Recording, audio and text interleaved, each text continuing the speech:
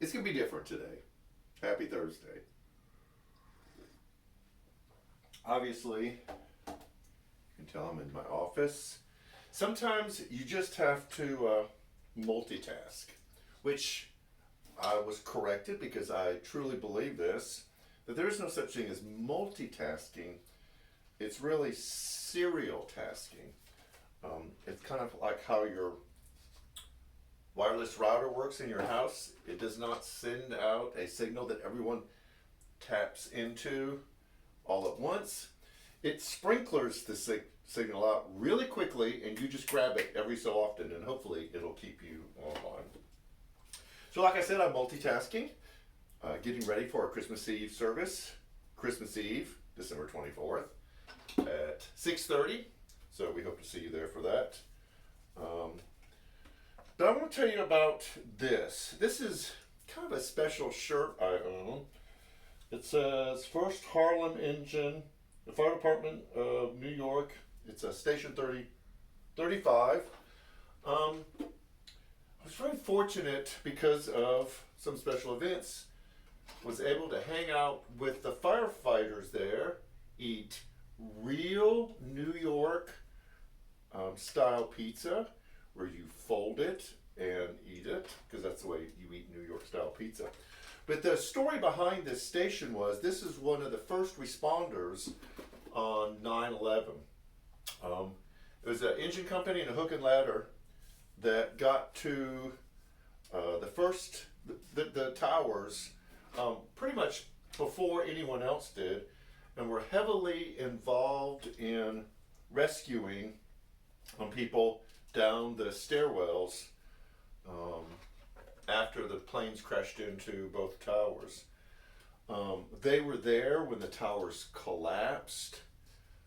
They lost roughly half of their firefighters that worked at that station, and they lost both of their vehicles, an engine and a hook and ladder. I was living in Knoxville at the time. I was in Knoxville. We were in Knoxville when it happened. And Knoxville somehow formed a relationship with this fire station and did a citywide fundraiser to help them purchase a new one, and were able to do it.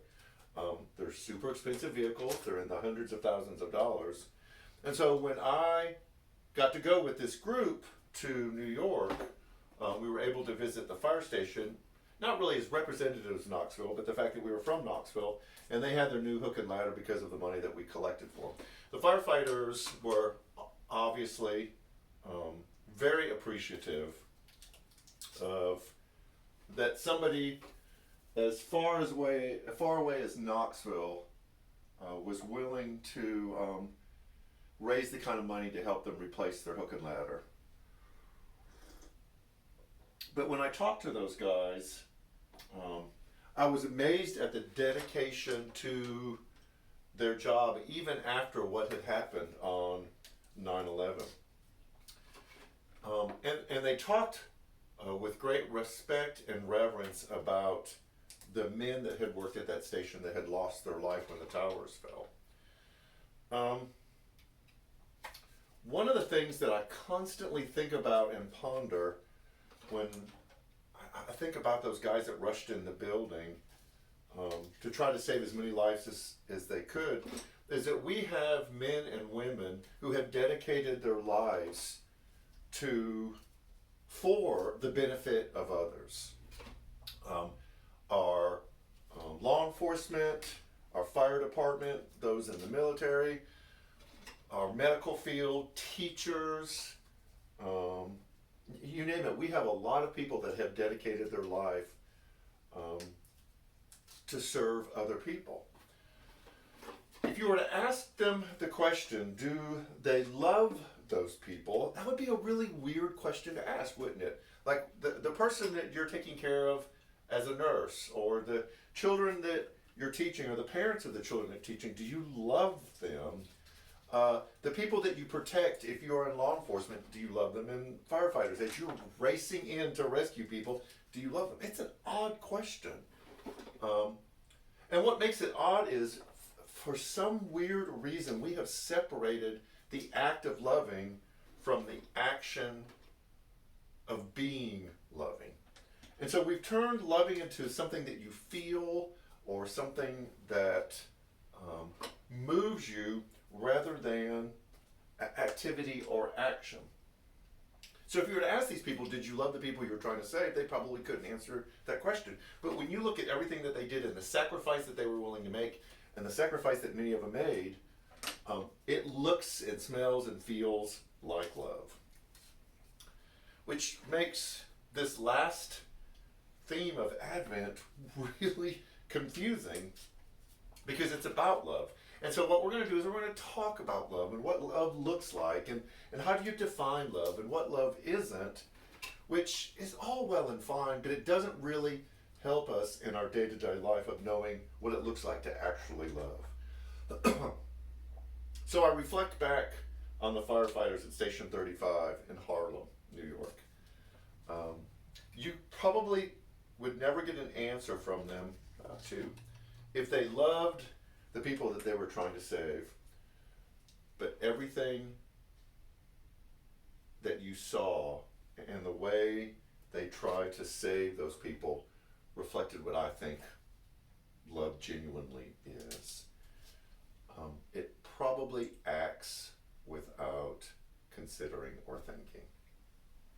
So that will be an element that we talk about when we hit the theme of love on Sunday, of what does it look like to actually show what love is all about and not just add more words around it to help make it more understandable or within grasp. It's our last Sunday before Christmas. We would love for you to join us. I have been really excited by the number of new faces and seeing people in person. Join us. We would love to have you. Virtually, we've got 3 ways for you to watch us virtually. Facebook, which is kind of the standard when we see a lot of you on Facebook, but Facebook can be kind of glitchy and unpredictable. It'll just cut out because Facebook's weird. So if you'd rather watch us on YouTube, we have a YouTube channel. You can hit, or as they say, mash the subscribe button on YouTube and also through the app. That's really where we would love people to join us, is through the app. If you download the app, you'll get a notification when the live stream starts. You can jump on it, and there's a chat feature. I jumped on it this past week. I will chat y'all up